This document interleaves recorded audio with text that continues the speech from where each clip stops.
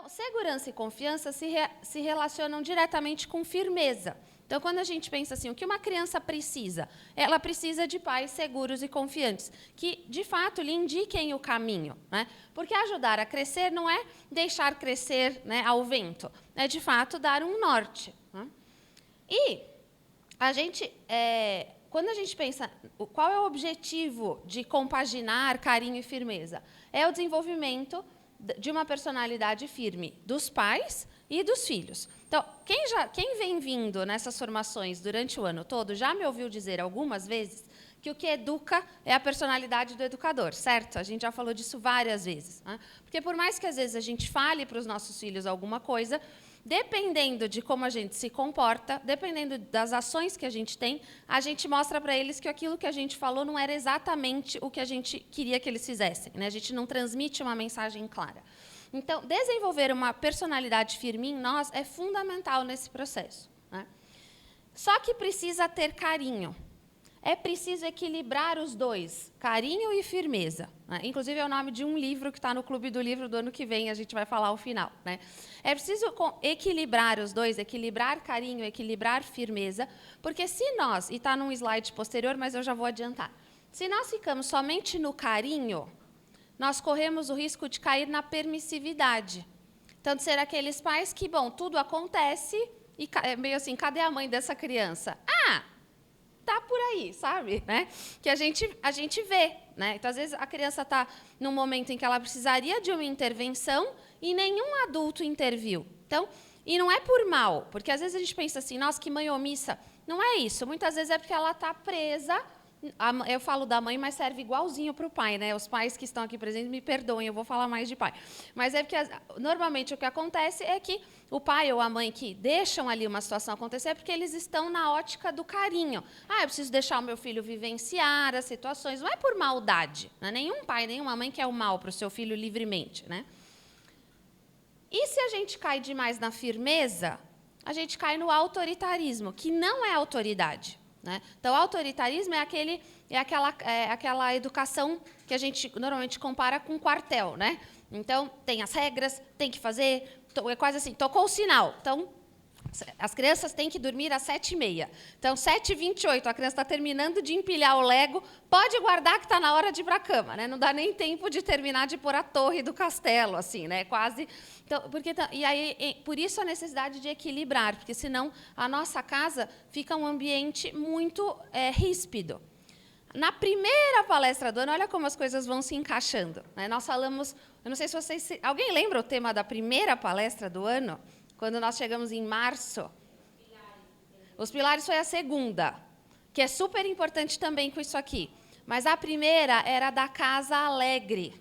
E a importância dos pais na educação dos filhos, quando os pais estão bem, cascateia nos filhos. Vocês lembram disso? Né? Então, um pouco aqui é a gente entender que aquela casa alegre lá do início depende desse equilíbrio entre carinho e firmeza, né? Porque a nossa casa, de fato, tem que ser um ambiente alegre. Os nossos filhos têm que gostar de estar em casa, né? Se eles preferem estar em outros lugares do que na nossa casa, a gente tem que parar tudo, fazer um exame e falar, meu Deus, onde eu errei, né? Porque o habitual é que eles gostem de estar em casa conosco, né? Vocês já viram aquele vídeo que chamam algumas crianças e perguntam para elas e chamam os pais separados? Aí eles falam para os pais assim, nós vamos fazer uma pergunta para os filhos de vocês. Com quem eles gostariam de jantar, se eles pudessem escolher alguém para jantar? Toda mãe chora assistindo, e a gente assiste 50 vezes e chora todas, né? E aí as crianças ficam lá pensando, elas respondem com o papai e com a mamãe. Aí, com o papai e com a mamãe. Com o papai e com a mamãe. E aí 100% das crianças entrevistadas ali escolhem jantar com o papai e com a mamãe, né? Porque, de fato, a casa é o melhor ambiente para a criança. Então, precisa mesmo ter esse equilíbrio entre carinho e firmeza, porque tem que ser uma casa alegre, mas também não pode ser uma casa anárquica, né? Então, assim, tudo pode, né? Não existe rotina, não existe nada. Aí era a formação dos 4 pilares, a necessidade da rotina, da higiene, de uma boa alimentação. Então, as coisas estão se interligando agora. Autoridade. Ou palavrinha, né? Então, eu sou historiadora, acho que agora todo mundo já sabe. E a autoridade na história dos tempos pós-modernos é daqueles conceitos assim que praticamente, além de politicamente incorretos, ele tem-se uma visão muito negativa da palavra autoridade nos dias de hoje, né? Mas eu queria refletir com vocês que a autoridade não é ruim. O autoritarismo, sim, porque ele aniquila a liberdade. Mas a autoridade, ela é uma ordenação da liberdade. E aí, antes de falar sobre a criança, eu queria pensar num exemplo do mundo adulto, em que a autoridade presente, ela traz uma segurança. Outro dia eu conversava com uma médica e ela me contava, quando a gente faz residência, ela me contando, né? Então, Camila, quando a gente faz residência, a gente é R1, que acho que é primeiro ano de residência, R2, segundo ano de residência, às vezes tem o terceiro ano de residência, né? Então, ela falava assim, existe uma hierarquia. O R1 obedece o R2 obedece o R3 obedece, acho que é o tutor, que já é o médico formado e tal, né? Desculpem aí os médicos se eu estiver falando alguma imprecisão, mas eu entendi essa hierarquia, né? E aí, o recado dela para mim era esse. Essa hierarquia de eu obedecer, de eu ter o R2, de eu ter o R3, me trazia segurança. Porque, de repente, eu estava lá atendendo os meus pacientes, e se eu tinha alguma dúvida, eu tinha a quem recorrer. Então, a autoridade do meu R2, quando eu era R1, me dava uma tranquilidade, né? E depois, quando eu era R2, e assim por diante, né? Então, a autoridade em si, normalmente ela traz uma segurança. Se não for autoritarismo, porque aí vai trazer, mas aí autoritarismo não é autoridade, né? Por que a autoridade em educação tem sido questionada? Porque na educação foi colocado uma corrente de pensamento que é do Rousseau. O Rousseau a gente não estuda somente em educação, na verdade a gente estuda bastante filosofia, todas as humanidades passaram por influência do Rousseau.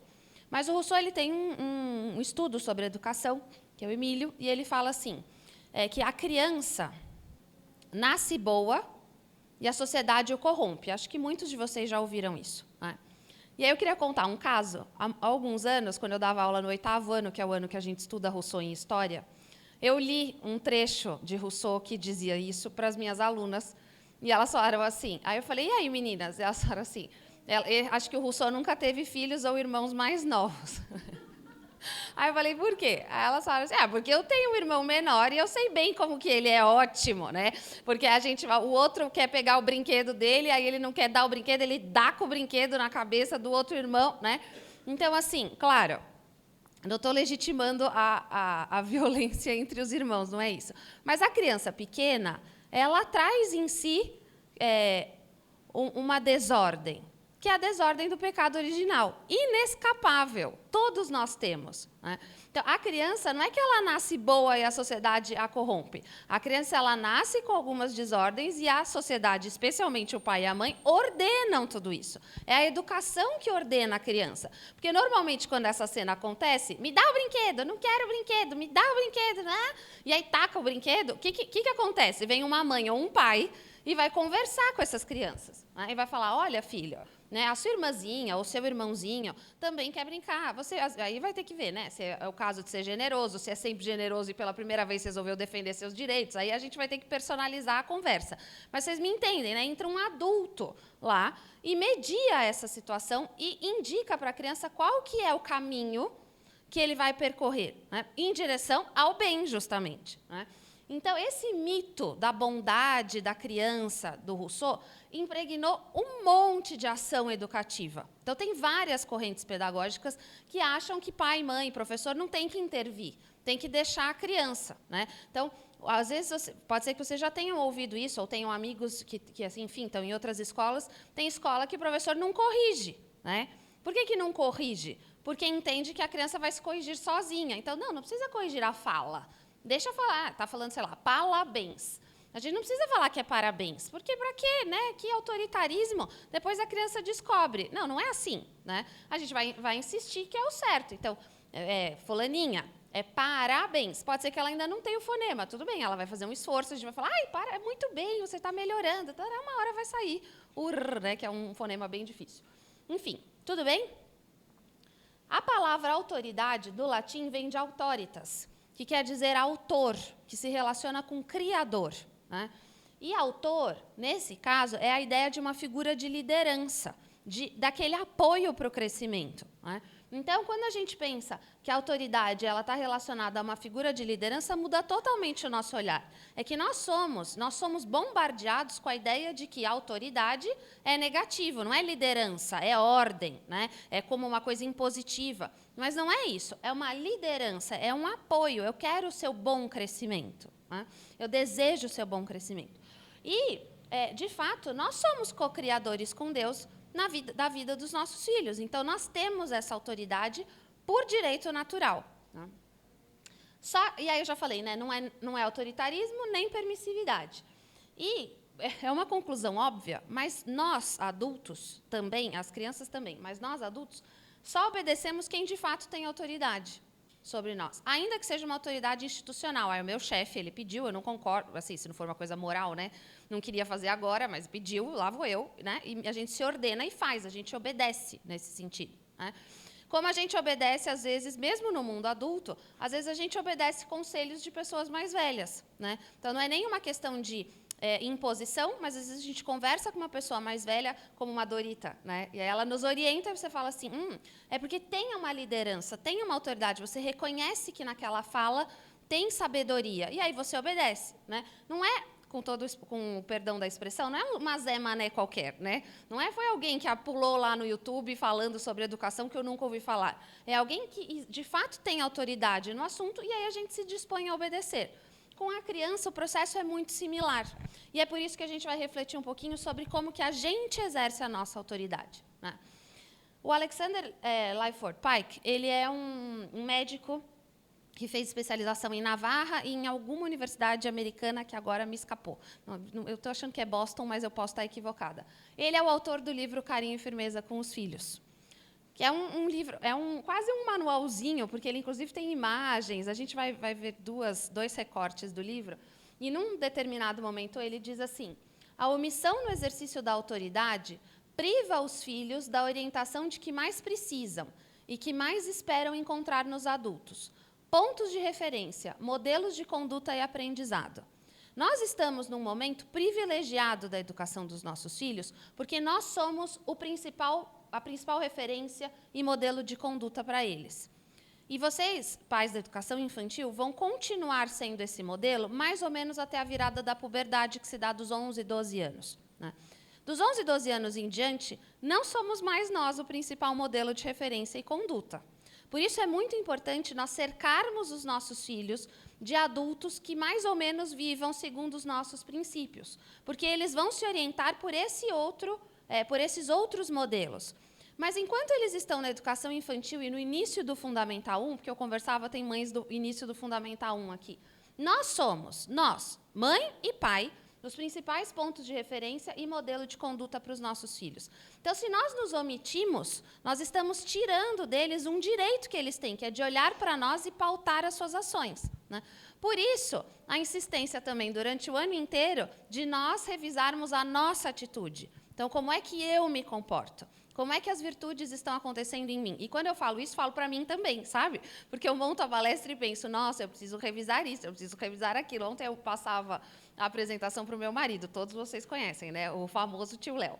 E aí a gente ia conversando e ele falava assim, a gente precisa melhorar isso aqui, né? Esse aqui também. E é assim mesmo, né? Então, na vida a gente estuda, porque às vezes vocês me veem aqui e podem pensar, nossa, né? Olha, quanta sabedoria. Pois é, mas a prática também exige o seu esforço, sabe? E aí a gente recalcula a rota com esse bom humor, né? De, puxa, estou escorregando aqui. Tudo bem, né? Vamos recalcular, igual o Waze, né? Recalculando, uma hora ele acha lá o caminho, né? Então, mais ou menos a mesma ideia. A gente estuda e se reorienta, né? Porque se tem o carinho, como premissa de que o amor está sempre presente, o principal está garantido. Os nossos filhos se sentem amados por nós, ainda que a gente erre de vez em quando na forma, né? O que não pode faltar de jeito nenhum é o amor e o carinho.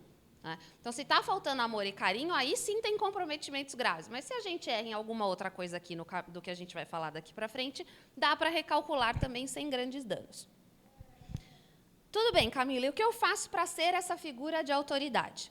De fato, ter uma força de caráter, que é a tal da personalidade bem formada.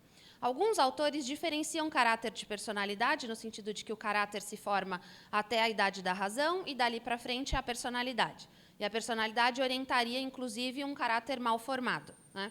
Mas aqui, para nós, essa distinção ela não é tão necessária, né? A gente não está fazendo uma análise filosófica do termo.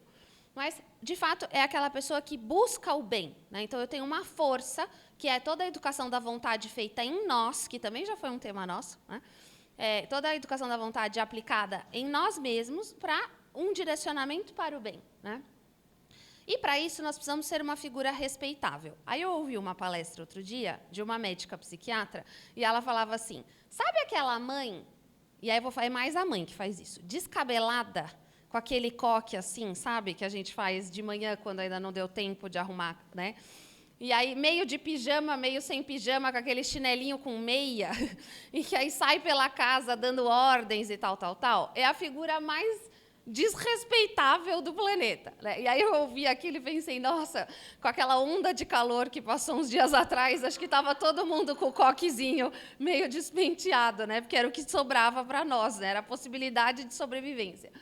Mas, de fato, se eu tivesse aqui agora, eu falo isso para as minhas alunas também, porque a gente, enfim, por outros motivos, mas a gente também reflete sobre a sociedade atual, né? Se eu tivesse aqui, nesse instante, dando essa palestra para vocês, de Havaianas, né, e, sei lá, né, canga e maiô, vocês não teriam a mesma impressão da palestra, né? Por mais que fosse eu mesma, falando dessa mesma forma, né? Porque, de fato, a aparência importa. Ela é soberana no sentido de que ela é o único elemento? Evidente que não, mas é muito importante. Então, quando se fala a mãe e o pai têm que estar bem vestidos, ordenados e tal, é num sentido também de ajudar a entrar pelos olhos. Porque a criança ela capta a realidade pelos sentidos. A gente vem falando disso, né? A criança ela é puro afeto.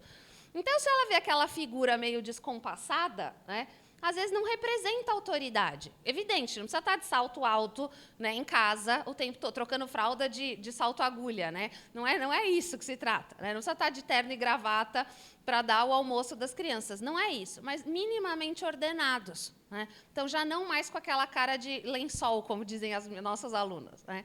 Então, já assim com uma aparência que, de fato, indica eu sou a figura de liderança dessa casa, né? Aí, um outro ponto, que eu falei, eu vou falar bem no começo para ninguém esquecer. A gente tem que cumprir 100% dos combinados. E 100% não é 99%, é 100% mesmo. Porque quando a gente... E eles sabem quando a gente não cumpre. Porque eles falam, você esqueceu, né? Ou, você esquece do que você combina, né? E aí, isso assim, é muito cruel. Porque a criança, ela precisa... O que é um líder, né? O que é uma autoridade? É alguém que é coerente. Então, se a gente fala, a gente tem que cumprir. Por isso que a gente tem que pensar muito no que a gente fala. Eu já contei isso aqui antes. Que é um caso da minha família. Foi o meu marido que falou para o meu enteado, num pós-missa, que se ele aprontasse na igreja lá, correndo, eles não iam ficar para a festa junina. E ele correu. E aí eles não ficaram na festa junina da paróquia. E aí o meu marido falou, eu nunca mais falei isso, porque eu perdi a festa junina, né? Mas era aquela decisão, e aí na hora que ele viu o menino correndo, eu imagino que ele sentiu, né?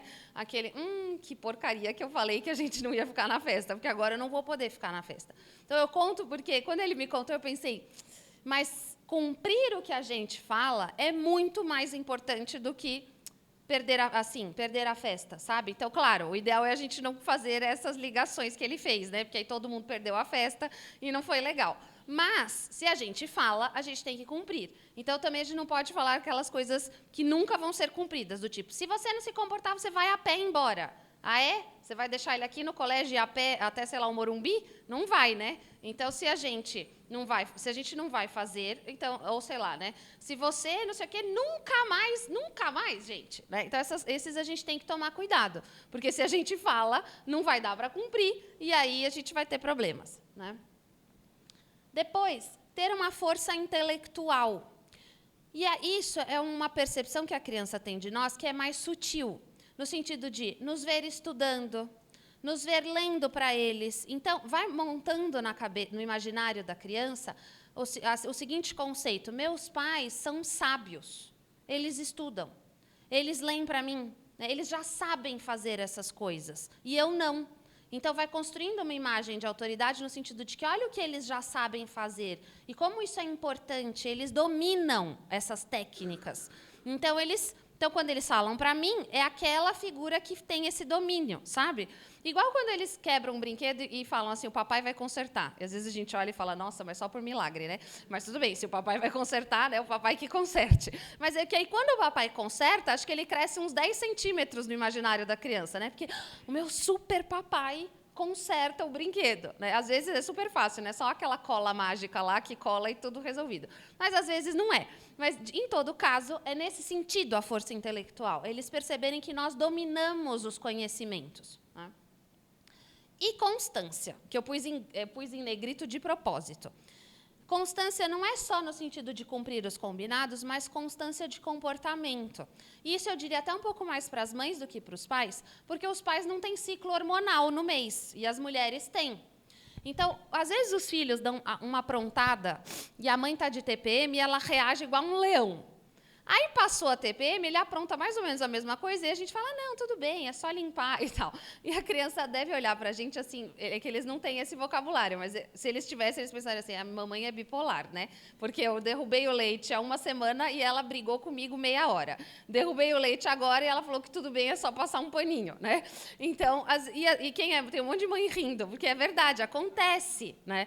E acontece porque de fato, os hormônios deixam a gente maluco. Os maridos sabem, né? Porque é mais ou menos a mesma coisa que acontece com os maridos. Eles chegam e, de repente, tomam uma e, na semana seguinte, a gente está cheia de amores, né? Então, eles devem pensar, mas o que acontece com ela, né?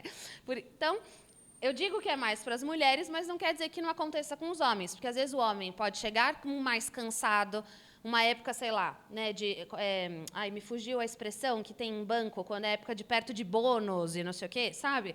E aí, então, tá mais estressado, tá mais na correria e tal, e aí qualquer coisa briga com as crianças, né? E as crianças precisam, na verdade, de um lar constante em termos emocionais, que a gente mantenha, né, uma estabilidade. Então, isso é bastante importante, né? Porque a criança se sente segura, né? Aqui em casa, eu sou tratado com ternura, né? E não na gritaria. Eu não tinha pensado, mas me ocorreu agora, o grito de um pai é muito doloroso para uma criança, porque o timbre, né, o nosso tom de voz é muito diferente. Então, a mãe, quando fala alto, incomoda mais do que, né? Porque ainda mais é agudo, então dá uma incomodada. O pai, quando ele fala alto, e as mães podem corroborar com isso, a gente sente diferente, uma voz masculina falada mais alto, né? Então, é bastante importante que os pais tomem mais cuidado até, eu diria, né? Então, eu sempre falo para as mães um monte de coisa, mas essa é mais para os pais. Os pais, homens nesse sentido, né, pelo tom de voz, têm que tomar cuidado quando se exasperam na hora de uma bronca, porque é mais assustador do que o da mãe, né?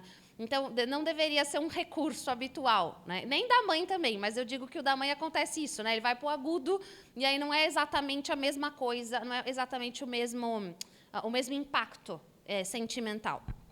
Tudo bem até aqui? E aí uma pergunta, para nós refletirmos, daquelas que é para a gente levar para casa. Lembra que eu sempre mando uma coisinha para a gente pensar, né? Para que eu quero a autoridade?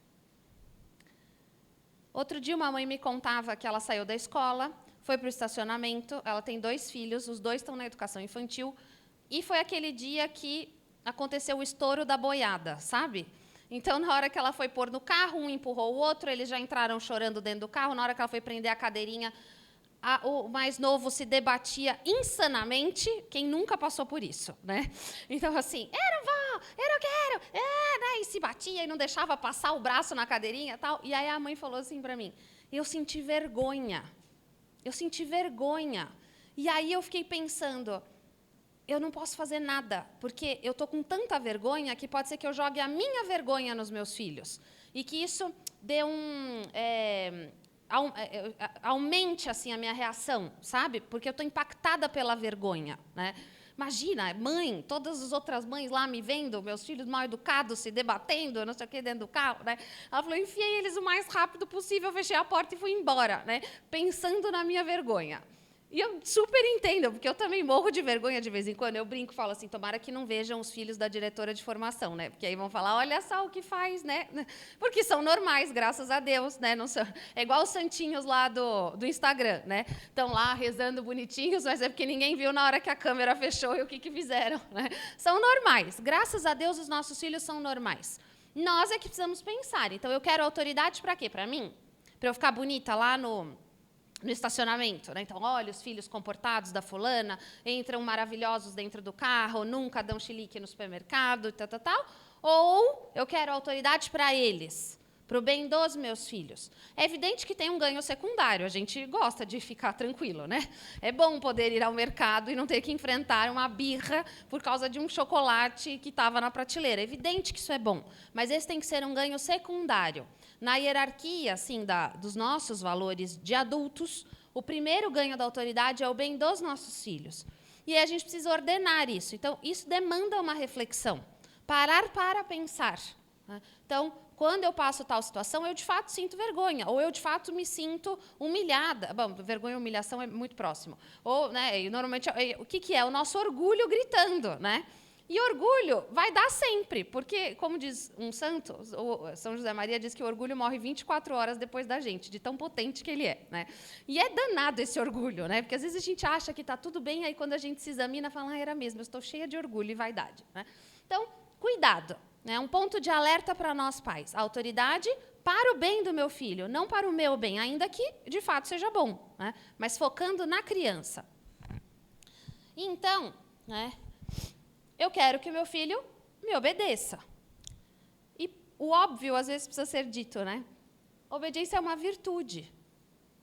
Então, obediência não é ruim, porque se fosse ruim, não seria uma virtude. Agora, nós não estamos falando de uma obediência cega. Nós estamos falando de uma obediência cujo propósito é guiar e proteger, é para o bem. Por isso, a figura a quem eu obedeço é uma figura de autoridade. Porque se eu obedeço por medo, não é bem obediência, não é virtude, é coação. Né? Então, a virtude é em obedecer quando se reconhece essa autoridade. É o que eu falei agora, perdão.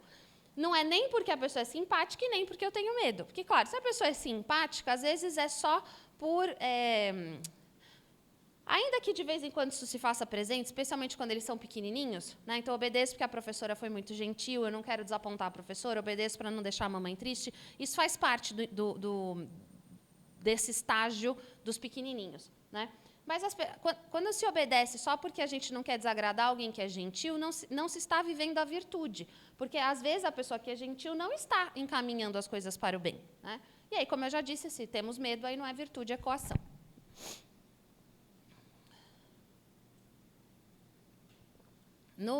Nos últimos slides vão ter as indicações de leitura. E tem um livro de um diretor de fomento que se chama Davi Isaacs.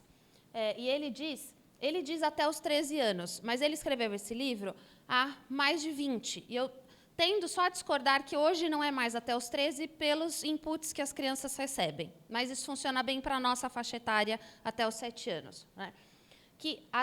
Nesse momento... a gente tem uma janela de oportunidade para ensinar os nossos filhos a obedecer por motivos elevados. Porque, normalmente, a desobediência nessa fase ela nos incomoda, mas ela ainda não é em questões morais. São questões que, às vezes, põem em risco a vida, no sentido de que a criança está lá brincando, flertando com o perigo. Né? Então, está na boca da janela, né? Está, sei lá, pondo o dedo na tomada, né? Essas coisas que pegou uma faca ou um garfo e sai correndo, né? E a gente gela por dentro. Né? Então, mas no sentido de que, moralmente, não tem um comprometimento. Então, a gente pode ajudar nessa fase que eles obedeçam bem. Então, essa é a nossa mira. Né? Então, que não só obedeçam, mas que obedeçam bem, fazendo bem. Né? Ficando alegres porque foi feito. A gente fala muito isso com a virtude da ordem, lá nos 4 pilares. Quando eles conseguem ordenar o Lego, os carrinhos, põem tudo nas caixinhas, guardam, tal, fica bonito o lugar. Ou a brinquedoteca, ou a sala, ou o quarto, aí depende de onde estão brincando. Né? Porque, claro, quando a gente abre a porta e vê aquele monte de carrinhos espalhados, não é um cenário bonito. Ele é divertido, no sentido de que, enquanto a brincadeira está acontecendo, está tudo bem. Mas depois é necessário guardar, e aí a gente tem que, talvez, fazer esse movimento. Olha como ficou bonito. Olha como depois você vai achar o carrinho, né? Porque depois eles querem aquele. Eles sabem, né? O carrinho do Batman, é o Jackson Storm, agora está muito na moda os da Paw Patrol lá, né? Então eu quero o carro de bombeiro do Marshall. Eu só estou falando do exemplo de menino, mas é porque carrinho normalmente são os meninos. Né? E aí, agora, o meu filho descobriu o James Bond. Ele nem sabe quem é o James Bond, mas o outro irmão falou que era o carro do James Bond, então ele sabe que é o carrinho do James Bond. Então, eles sabem. Por que eu estou contando isso? Porque se está espalhado, se ficou debaixo do sofá, debaixo da cama, debaixo de não sei onde, a gente não acha o que a gente quer. Então, de fato, quando é elevado no sentido de que depois eu encontro, fica mais fácil. Né? Também não é elevado no sentido de, nossa, os anjos vibram e cantam, tocam harpa quando a gente faz. Não é isso. Mas no sentido de que facilita a vida. Né? A gente olha assim, a gente sente um... É difícil de explicar, né? A gente se sente bem com aquilo. Igual a gente, né? Quando a gente arruma o armário...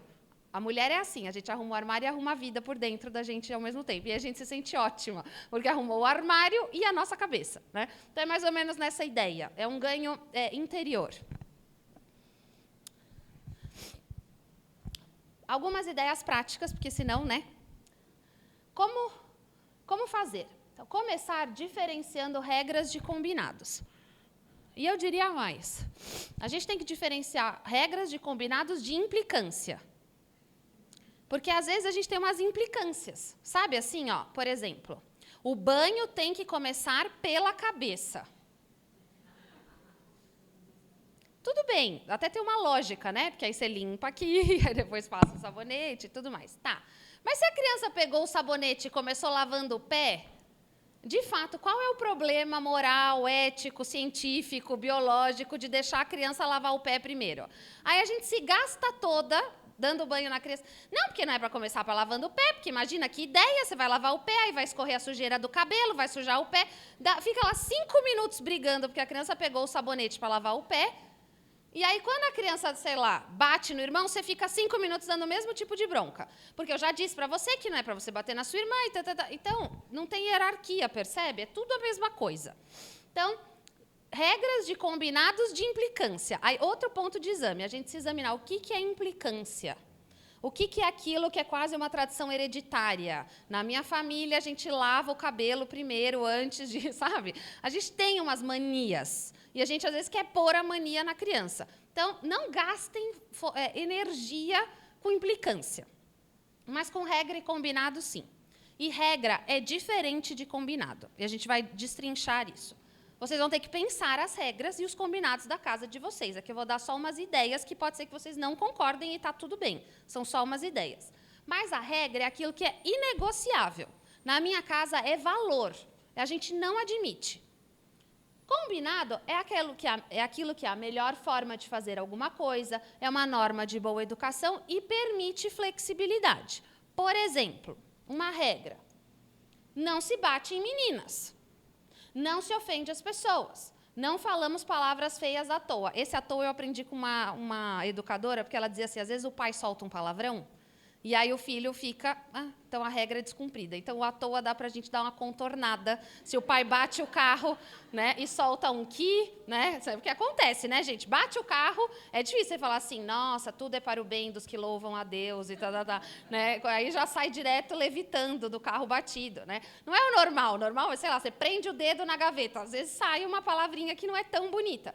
Então, à toa dá essa quebrada para a gente não morrer. Não fazemos fofoca, não brigamos durante as refeições. Então, a gente pode criar o nosso conjunto de regras da casa. Isso aqui são exemplos que podem ser contestados. Né? Aí é a nossa família que vai ditar. Com isso aqui, então vamos supor que todo mundo aqui concorde que não se bate em meninas. Isso significa que a gente nunca permite, nem quando está doente, nem quando está com dor de cabeça, nem quando está com sono. Então, bateu na irmã, mas estava com sono, porque nesse dia a gente veio da apresentação de teatro do irmão mais velho, então a gente sabia que ele estava cansado. Ele vai ser corrigido. Filho, não se bate na irmã. Então, agora vai acontecer não sei o quê. Aí pode ser que ele tenha que ficar um pouco longe da situação, né? Assim, que aquilo de afastar, pode ser que ele tenha que ir buscar um gelinho e fazer carinho, aí vocês têm que pensar qual vai ser, né? Mas tem que ter, não dá para fingir que não aconteceu, né? Não dá para, é que ele está cansado, né? Não, esse a gente precisa intervir. Né? Agora, quando é combinado, por exemplo, é melhor limpar a boca antes de beber o suco, né? Claro, a gente sabe, né? Estão comendo bolo e tomando suco. Aí metade do bolo fica no copo, né? Então, não falar de boca cheia, colocar a roupa para lavar antes de tomar banho, só se levantar da mesa quando todos terminarem a refeição, guardar os brinquedos antes de dormir, não gritar de um quarto para o outro, né? Isso aqui é combinado, no sentido de que não tem uma questão moral inegociável envolvida. Então, a criança está doente e, sei lá, né, nem colocou a roupa para lavar, largou no chão do quarto, né, é aquilo que dá para não fazer nada, entende? Não precisa ir lá e criar uma confusão do mundo inteiro, né, só porque a criança estava doente, meio caidinha e tal, e tirou a roupa de qualquer jeito e foi pro... Entendem o que eu estou falando? Porque isso facilita porque a gente se cansa. A gente fica cansado de... E aí, claro, educar cansa, tá? Então, não é isso que eu estou falando, então é para a gente ficar lá, tranquilas, não é isso.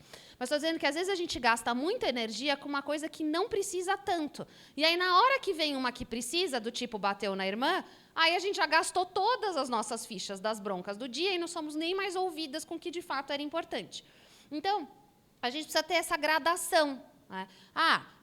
Claro, tá tudo bem. É um dia normal, e ele largou a roupinha dele lá e foi para o chuveiro, a gente chama de volta, né? Fulaninha, fulaninha, vem aqui, essa roupa é aqui mesmo que fica. E não precisa dar uma bronca homérica, entende? A gente pode perguntar, essa roupa é aqui mesmo que fica? Não, tá, eles já pegam, normalmente vão, e não precisa criar a 10ª, sabe, a Terceira Guerra Mundial. Agora, se fez uma coisa que é dos valores inegociáveis, aí a gente entra... Né, com a mesma, aí a gente entra com um discurso mais incisivo, né? Então, é necessário hierarquizar. O que é muito grave tem que ter uma reação distinta, porque senão a gente dá o mesmo padrão de bronca, como eu falei antes, para as mesmas coisas. Então, desde a implicância que começou lavando o pé, até ter largado a roupa no meio do caminho e ter batido na irmã. E, gente, não é a mesma coisa. Bater na irmã, bater na mãe, falar para a mãe que ela é chata, que tem uma fasezinha que eles adoram dar essa resposta, né? Você falando isso aqui, você é chata, né? Então, não se fala assim com mãe. Não se fala assim com mãe. Isso não é negociável. Mas coitadinho, está cansado. Não é coitadinho. Não se fala assim com mãe. Peça desculpas, não se fala assim com mãe, faça carinho na mamãe, sei lá, e cada um pensa como que vai reagir, entende? Mas isso não é negociável. Agora, falou com a boca cheia, com todo entupido, coitado, com uma sinusite danada, deixa a criança, entende? É um dia, não é o ano inteiro. Então, a gente vai tendo essa hierarquia, porque senão a gente vai estar sempre gritando e brigando, porque, gente, eles não são ainda bem educados no sentido assim, já tem finura, sentam como, né, filhos da rainha da Inglaterra, do rei agora, da Inglaterra, né, e comem com os talheres maravilhosamente, limpam a boquinha com guardanapo de pano. Gente, né, são crianças de 3, 4, 5 anos. É o normal que se levantem, que chacoalhem, que derrubem para fora do prato. E se a gente não toma cuidado, a gente está o tempo todo... Não é verdade? Né? E aí só fica implicando. Aí o tal do ambiente da casa alegre, leve, carinhosa, escorre ralo abaixo, porque a gente passou o dia inteiro implicando com coisinhas, né? Então, a norma da nossa família é a calma e a ternura, né? E aí, quando eu escrevi isso, eu também pensei em mim, evidente, né? Então, eu falei, claro, né? Tá, aqui foi um dos que meu marido deu, a gente parou, aqui a gente vai precisar. Claro, todo mundo, entende? Quer dizer, todo mundo não, vocês devem ser muito melhores do que eu. Mas, às vezes, a gente não está, especialmente essa época do ano, né? Que o trânsito já aumentou, está todo mundo cansado, não sei o quê. Então, tomar muito cuidado para a gente não romper com esse ambiente de calma e de ternura. E ternura e calma é para pai e mãe, não é só para mãe. Porque às vezes a gente fala assim, ternura, tão feminino, né? Então, não, pai também pode ser terno. É evidente que pai não vai ser terno com flores e borboletas, mas é a mesma, mas pode ser terno igual, só que de forma masculina. Jamais ignorar uma ação. Isso sim. Então, claro, lembra lá, o combinado do doente e tal não é a mesma coisa, mas de quando acontece uma situação que é grave, a gente não pode fingir que não viu. Nossa, mas eu estou tão cansada, você nem sabe. Meu chefe pediu 1000 relatórios, porque ele vai sair de férias, porque, claro, ele pode tirar férias perto do Natal, né? Então, ou sei lá, quem é do direito, porque agora diz que os cartórios estão liberando tudo, porque eles têm que entrar no recesso e tal. Então, eu estou tão cansada que eu achei melhor fingir que nem vi, porque senão a criança sabe. Ela sabe que ela fez errado, ela está formando a sua consciência. Então, se a gente não fala, se a gente não intervém, a gente está deformando a consciência da criança. Então, não dá para ignorar. Por isso que eu pus com essas letras gigantes, né? Porque, de fato, não dá para ignorar. E a gente vai ter que repetir quantas vezes for necessário. Então, a gente vai ver, vão ter uns casos daqui a pouco e a gente vai entender isso melhor, né? Uma outra possibilidade é preparar a criança para o que vai acontecer. Então, por exemplo, agora vai ter teatro do Fundium, semana que vem, teatro do Referência nesse domingo. Alguns de vocês têm filhos nesses teatros e vão levar os menores, evidente, né? Porque a gente não vai trancar o menor em casa e vai assistir o mais velho. Às vezes, por mais que a gente tivesse vontade, né? Porque a gente ia conseguir assistir bem o teatro e tudo mais. Mas a gente pode preparar a criança. É sinal de garantia, como fala, é certificado de garantia? Não, mas ajuda, né? Então, ir contando para a criança. Está chegando o teatro do seu irmão. O seu irmão vai fazer... Eu confesso que eu não sei muito dos teatros do Referência, então vou dar o exemplo do Vita, tá? Vai ter o Príncipe do Egito, o seu irmão vai ser, a sua irmã vai ser, sei lá, né, o Moisés e tal, tal, tal. Quando a gente chegar lá, sabe como é que é? Vai ficar tudo escuro. A gente vai ficar sentado numa cadeirinha, você vai ficar sentado do lado da mamãe e do papai. Não é para ficar correndo, porque em teatro não se corre, em teatro não se fala. Igual quando vai à missa, né? Não tem gente que prepara o filho para ir à missa? Filho, nós estamos chegando na igreja. Então, né, você vai ficar sentado aqui do lado da mamãe. Não pode sair do banco. Não tem família que faz esse combinado, o bancão lá, né? Quando tem bancão, porque tem alguns que não tem. Né? Não pode sair do banco. Aí a criança vai até a pontinha do banco e dá aquela olhadinha. Não fazem isso, né? Eles sabem o que é o combinado e eles testam também, né? Aí, às vezes dá aquela escapulida, a gente fica com aquela cara de alegria e vai atrás do escapulido, é normal, né? Mas eu digo, se a gente prepara, minimamente a criança sabe o que vai acontecer, então tem mais facilidade para a gente intervir depois, né? E tomar cuidado com essa educação de recompensas e castigos. Ah, se você fizer tudo direitinho, você vai ganhar um chocolate. Sabe? Se você não sei o que, você vai ganhar não sei o que lá. Se você não fizer isso, você não vai poder fazer não sei o que lá. Claro, é necessário ter consequências, que são chamados castigos, né? Mas não precisa, nem tudo e nem todos os momentos. Então, uma criança de 2 anos, ela não vai ficar sentada no cantinho do pensamento, porque ela não vai nem pensar, né, gente? A gente pensa, por acaso? Se eu falar agora para vocês, vai cada um para um cantinho dessa sala pensar sobre, né, se vocês ignoram os filhos quando eles fazem um mau comportamento. Talvez no primeiro segundo vocês pensem, aí depois vocês já vão começar a pensar, tomara que ela acabe no horário, porque hoje eu tenho não sei o quê, e aí depois tenho não sei o que lá, tinha esquecido de pôr na lista de compras que faltou, não sei, isso eu estou pensando mais como mulher, evidente, né? E aí, entendem? Então, não é tão simples assim essa ideia de ficar, né, de ficar mandando as crianças para os cantinhos. Então, por que cuidado com recompensas e castigos? Porque, às vezes, a gente pode desenvolver um sentimentalismo e um materialismo. Só faço se ganho, sabe? E aí, mais velhos, eles viram para os pais e falam assim, o que eu vou ganhar se eu fizer isso? Né? Tipo, não, você não vai ganhar nada. Sabe? Ah, não, se eu for bem no ano, o que eu vou ganhar? Se eu passar em todas as provas? Não, você não fez mais do que sua obrigação. Né? Quase assim, que vai ganhar. Né? Então, assim, a gente tem que tomar cuidado, porque senão a gente cria uns pequenos materialistas que tudo... E, às vezes, o prêmio... Às vezes, não. O melhor é que o prêmio seja interior. E aí, por isso também, a gente precisa conseguir celebrar quando as coisas acontecem interiormente. Só aquela paz de uma casa ordenada já deve valer mais do que uma bacia de chocolates, entende? Né? A alegria de uma casa em que as pessoas se respeitam é muito melhor do que, sei lá, né, ganhar um desenho, um lápis de cor, porque não brigou com a irmã. Né? E jamais, isso aqui é muito sério, jamais comparar os irmãos. Tá vendo seu irmão? Ele é tão obediente. Você viu que ele nunca faz isso com a mamãe? Ai, gente, não faz isso com uma criança. Porque, assim, eu imagino que todos nós queremos que os nossos filhos sejam amigos. Porque, de fato, um dia nós vamos embora e a ideia é que eles fiquem, né? Porque, pelo ciclo natural da vida, a gente morre antes deles. E a gente idealiza que eles continuem unidos, mesmo quando a gente se for, né? Só que, às vezes, a gente planta discórdia com essas comparações, sabe? Então, a gente tem que tomar muito cuidado, porque não se trata de comparar os irmãos. Claro, isso não significa que não se possa elogiar um irmão na frente do outro. Então, você chamou todo mundo para o jantar. Um já sentou lá, parabéns, fulaninho, você está tão bem... Mas isso não é comparar, entende? Comparar é assim, parabéns, fulaninho, você, hein, nem para sentar no coisa, ou você nunca faz como seu irmão. Ave Maria, sabe? Então, a pessoa vai, eu não sou meu irmão mesmo, né? E não é. Eu também não sou. Né? Ninguém é, algum de vocês é o próprio irmão, né?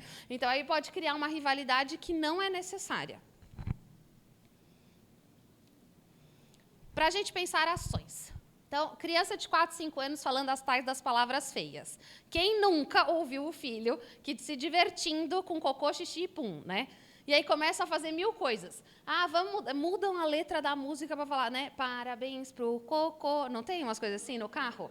Aí você fica lá dirigindo e pensando, mas o que está acontecendo ali atrás, né? Ninguém, a gente não fala assim, né? Não é? E aí você fica meio assim, mas da onde veio?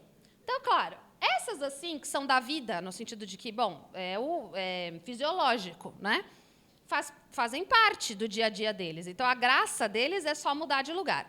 Às vezes, a palavra é feia mesmo, mas porque ouviram de alguém. Aí, a gente precisa tomar cuidado, porque às vezes pode ser o caso de afastar dessa pessoa. Sabe, tipo um vô boca suja, que tudo fala, não sei o quê? Às vezes, a gente vai ter que conversar com o vô. Às vezes, a gente vai ter que diminuir, aí a gente vai ter que ver. Aí, cada um vai ter que analisar, tá? Ou às vezes a gente vai falar para a criança, né? O vovô fala assim, porque o vovô aí inventa lá, contextualiza o vô, né? E explica que ele não pode falar. Mas, enfim, qual é a nossa atitude? A gente explica que não é para falar assim e a criança continua, né? Então você fala, não pode, não é para falar assim, tá. No outro dia você entra no carro, parabéns pro pum, né? E você lá, meu Jesus amado, né? O que a gente faz? Continuou. A gente já explicou e eles estão continuando. 4, 5 anos. Jardim 1, maternal 2, mais ou menos. Não é? O que a gente faz? Reza. Sempre. Sempre. Mas o que mais a gente faz? Não desprezando a oração, mas o que mais a gente faz? Hã? Ignora. Troca a música. O que mais? Explica quantas vezes for necessário.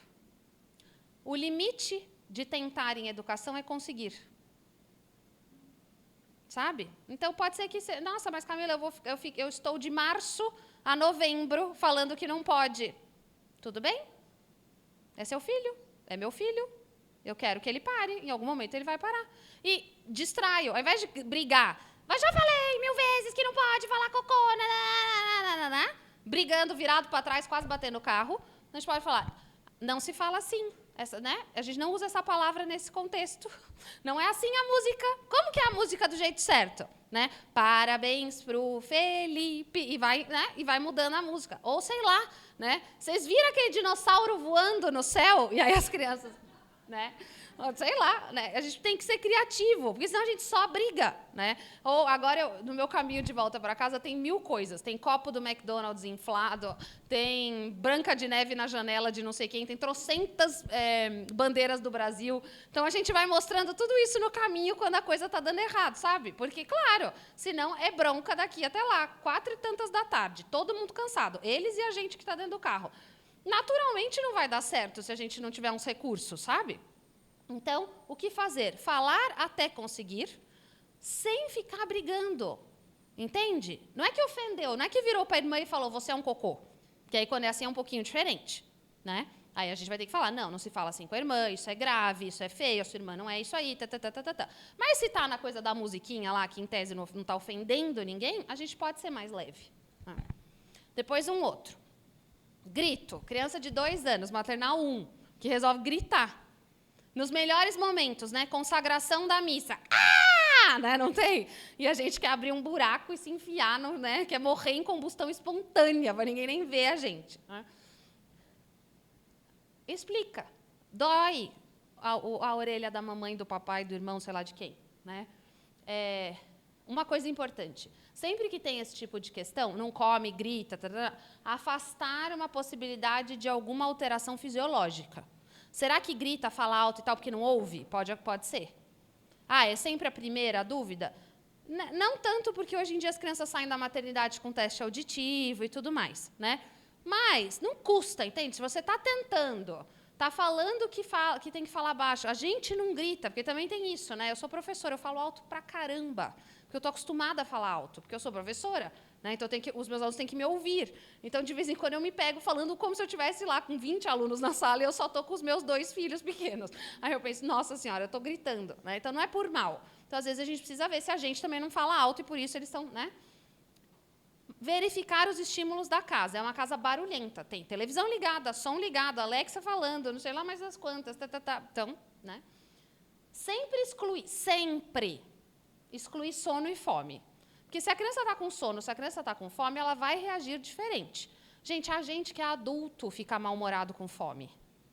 A gente, né? Que direto a gente tem um snack por perto e a gente fica mal-humorado. Se a gente faz dieta, a gente fica mal-humorado. Tem que fazer um super, né, esforço para não ficar brigando com todo mundo que está fazendo dieta. Então, com sono também, né? Então, a gente tem que tomar cuidado, porque às vezes a gente exige da criança um padrão de comportamento e ela está morrendo de sono, né? E aí, aqui, de novo, corrigir até que mude. Fala baixo. Também não vai corrigir a criança que está gritando, né? Sabe assim? Não pode gritar! Não, aí você vai gritando mais do que a criança, né? Aí não vai dar. Então, fala baixo, né? Eu lembro de umas professoras que eu nem era mãe, mas eu achava impressionante. Elas lá com Fundamental 1, aquela sala pegando fogo mista ainda, na época, né? Todo mundo lá, e a professora falando baixinho e todo mundo quietinho. Claro, porque ela está falando baixo, então a criança vai ficar em silêncio, porque ela vai querer ouvir a professora, né? Então, a gente não precisa gritar para corrigir uma criança que está gritando, né? Criança que demora para obedecer, 5, 6 anos. Nunca acontece, né? Só no livro. Então, imagina, a gente fala assim, vai lá arrumar os brinquedos, eles vão instantaneamente, né? Vamos parar para a gente tomar banho. Não, ele larga e vai tomar banho, né? Você precisa comer os legumes, e ele põe na boca o brócolis, o chuchu e a berinjela. Claro, né? Então, só o exemplo aqui, não tem coisa mais comum do que a gente falar e não acontecer, né? Então, volto a dizer, essas questões a gente pode resolver com frases, sabe? Então, assim, filha, nessa casa se come de tudo. Então, põe um pedacinho do chuchu na sua colher, né? Come um pedacinho do chuchu. Precisa comer todo o chuchu? Também não, né, gente?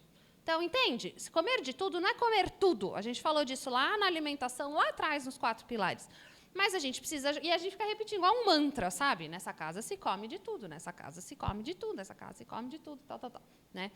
Sei lá, não quer tomar banho. Não, mas tomar banho vai te fazer mais perfumada, você vai ficar igual uma princesa, ou você vai ficar igual o Capitão América, aí você já vai poder pôr a roupa do Capitão América porque você está limpinho, né? Sei lá, a gente pode ser criativo, entende?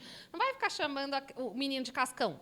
Também você é um cascão, né? Não toma banho, não gosta de tomar banho, não sei o que, é fedido. Ah, gente, né? Às vezes a gente faz umas coisas dessa. Eu estou exagerando, entende? Mas que às vezes a gente faz porque a gente está cansado também. 6 horas da tarde, trabalhou o dia inteiro, pegou o maior trânsito para chegar em casa e a criança está encasquetada que não quer ir para o banho, né?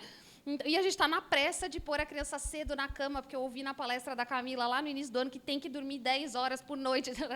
E aí, ao invés de... Entende? Aí vira um quartel. Então, cuidado, né?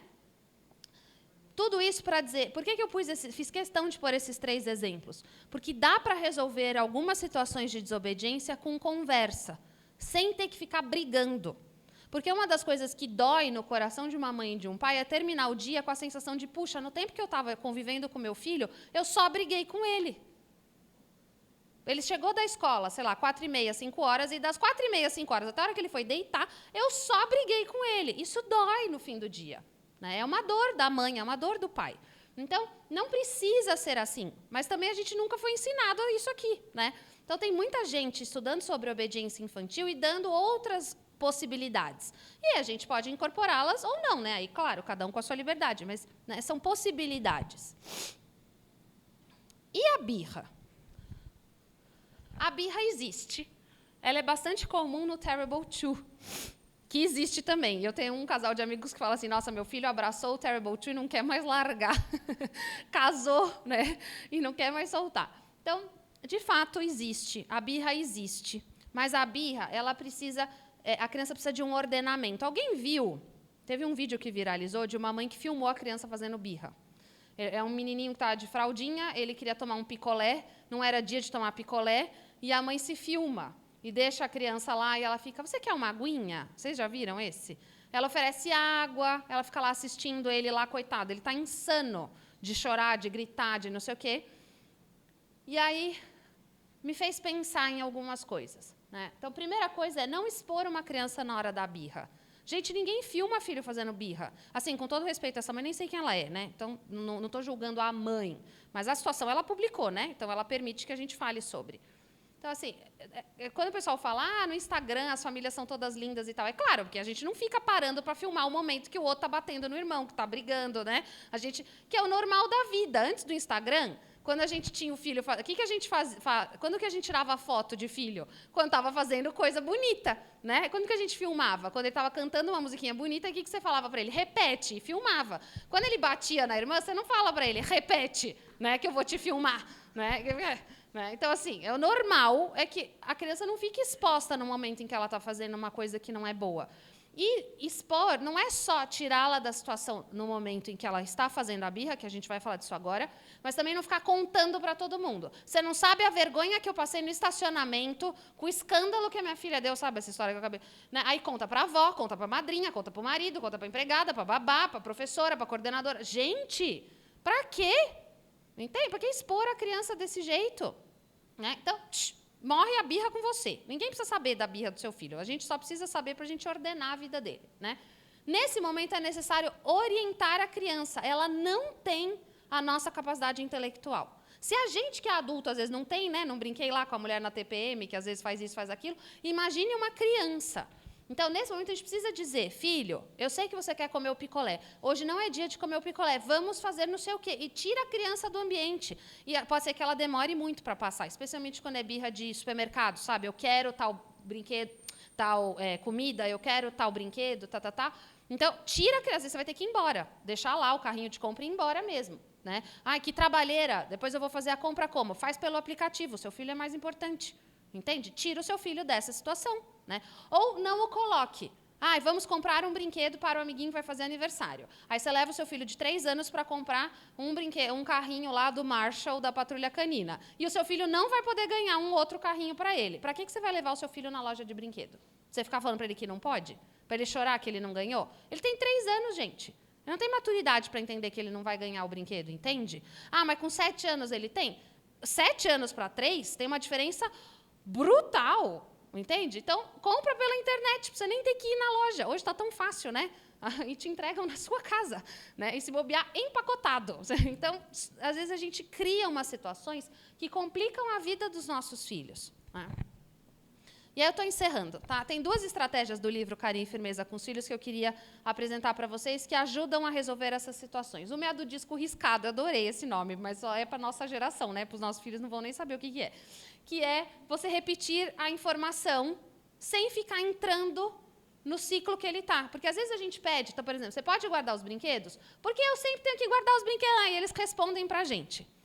Aí eu adorei isso desse livro. Ele fala assim, a gente nunca vence uma discussão com criança. Porque, de fato, eles são incansáveis. Né? Então, ao invés de você entrar no... Não é você, não sei o quê, né? Não é que você tem que sempre guardar, o seu irmão também tem que guardar. Não vai você ficar discutindo isso. Qual é o foco? Tem que guardar os brinquedos. Então, volta a falar. Essa não é a questão. Guarde os seus brinquedos. Tá bem, eu já vou guardá-los, é porque ele resumiu aqui, né? Acho que a gente fica mais umas 3, 4, 5 vezes falando isso, mas em algum momento a criança ela se dá um pouco por vencida, né? Eu relembrei isso, porque fazia muitos anos que eu tinha lido o livro, aí eu confesso que eu testei esses dias, porque a minha filha estava falando alto para burro no carro, e eu falava assim, Isabel, vamos falar mais baixo. Isabel, por favor, fala. E ela falava, não, falava mais alto. Eu, Isabel, a gente precisa falar mais baixo. Bom, eu sei que na 5ª vez que eu falei, ela parou de falar, porque acho que ela se encheu, deu repetindo que ela precisava falar mais baixo. Né? Então, eu conto não por quê, porque, de fato, né, na minha família é normal, acontece tudo isso, mas eu não lembrava dessa ideia de ficar só repetindo, e aí nos cansa menos. Né? E depois, o nevoeiro é quando a gente dá uma... a gente dilui o discurso deles. Né? Então, guarde seus brinquedos, você é má. Né? Porque sempre eu que tenho que guardá-los. Né? Aí, a mãe, você pode me achar má, mas guarde seus brinquedos. Mas eu sou sempre o prejudicado. Talvez você ache isso, mas guarde seus brinquedos. Então, você não vai entrando na dele, porque aí a gente começa a se defender. É lógico que eu não sou má. Né? E aí começa a brigar com o má e nem manda mais arrumar o brinquedo. E aí, no fim, ele tem que pedir desculpas porque chamou a gente de má e o brinquedo mesmo ficou lá jogado, aí ele vai dormir e a gente é que guarda o brinquedo. Né?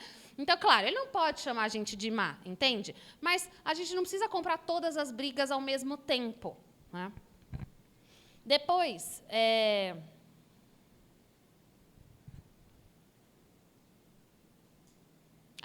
quando a criança se comporta mal, às vezes pode ser que ela tenha que passar um tempo fora da convivência familiar. Então, está importunando o irmão na hora do jantar. Filho, ou filha, se você continuar assim, você vai ter que ficar uns minutinhos no seu quarto. Continua importunando? Vai passar uns minutinhos no quarto, não vai morrer. Entendeu? Não é para trancar a criança no armário, né? Não é para trancar a porta do quarto, isso não. Né? Então, a gente não vai apagar a luz, fechar a porta, a janela e deixar ele lá em cativeiro privado. Não é isso. Né? Mas, assim, você vai ficar sentadinho aqui na sua cama e já a mamãe vem aqui. Né? E aí, assim, quando é infantil, não adianta falar tempo. Você vai ficar por 5 minutos. A criança não tem noção do que é 5 minutos. Então, você fala, eu já volto. E aí, você volta. Né? E se a criança não fica, às vezes, você tem que ficar lá com ela o tempo do... Né?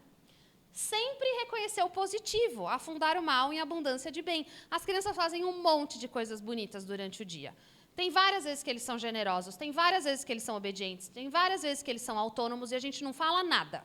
Ele se troca sozinho para vir para a escola, não ganha que bonito, você se trocou sozinho. Mas ele pôs o tênis ao contrário, você trocou o tênis. Entende? Então, a gente só fala o que está errado. Então, a gente precisa... E aí, elogiar, não tem problema elogiar na frente dos outros nessa faixa etária. Não está fomentando a vaidade, tá? Lá nas minhas adolescentes da 3ª série do médio, a gente tem que tomar bastante cuidado, porque senão elas se acham a última Miss Brasil. Mas aqui, dá tranquilo para falar. Papai, você não sabe. Né? A fulaninha se trocou sozinha hoje. Aí o papai vai falar, parabéns, que linda, você é a princesa do papai, piriri, pararó. Aí ela vai até também lá se achar a última, né? Ou sei lá, ela deixou a gente arrumar, pentear o cabelo e tal. Vai lá mostrar o tanto que você tá bonita pro papai, pro irmão, para não sei o quê. E elas vão, né, desfilando, não é? Ainda, olha como eu tô bonita, né? Aí viram assim o vestidinho, deixa, entendeu? Porque senão também não tem, não nada, né? E desenhar o plano com o cônjuge. Nada de educar sozinhos. Nossos filhos são filhos de nós dois. Tá? Para terminar, muita paciência. Eu sempre falo isso quando a gente fala de vontade, de educação e tal. Muita paciência, porque a melhora não é imediata. A nossa não é. Por que a gente quer que a dele seja? Né? Então, o movimento da alma é um movimento lento. A gente tem dificuldade para fazer o bem que desejamos. São Paulo, o grande São Paulo dizia, né? Eu faço mal que não quero e não faço o bem que quero. Se São Paulo falou isso, quiçá nós, os réis mortais aqui, que ainda estamos batalhando por algum nível de santidade, entende? Então, gente, é normal a gente fazer o mal que a gente não quer. Então, a gente não precisa massacrar nossas crianças quando elas erram, né? Então, não se assustar com a má inclinação. O Rousseau errou. Os nossos filhos têm más inclinações. E está tudo bem, eles são seres humanos, têm más inclinações. E a gente está aqui para ordená-los. E para nos ordenar também, porque nós também temos más inclinações. Né? E aceitar sempre os pedidos de desculpa, porque as crianças muitas vezes vêm pedir desculpa e a gente dá um sermão nessa hora. Né? Tudo bem, está desculpado, mas... E aí vem... Né? Então, tira esse mas. Fala só... Que bom que você veio me pedir desculpas. Parabéns, se você está desculpado, dá um abraço, beija o filho, depois você conversa. Porque, gente, pedir desculpas é um ato de humilhação, é um ato de humildade. É difícil pra caramba, eu conheço adulto que não consegue pedir desculpas. E não é 1, 2, não, são vários que vêm falar comigo e falam assim, eu tenho muita dificuldade de pedir desculpas para o meu marido, muita, é mais mãe que fala comigo, mas, né, tenho muita dificuldade, não sei o quê. É porque o orgulho está gritando.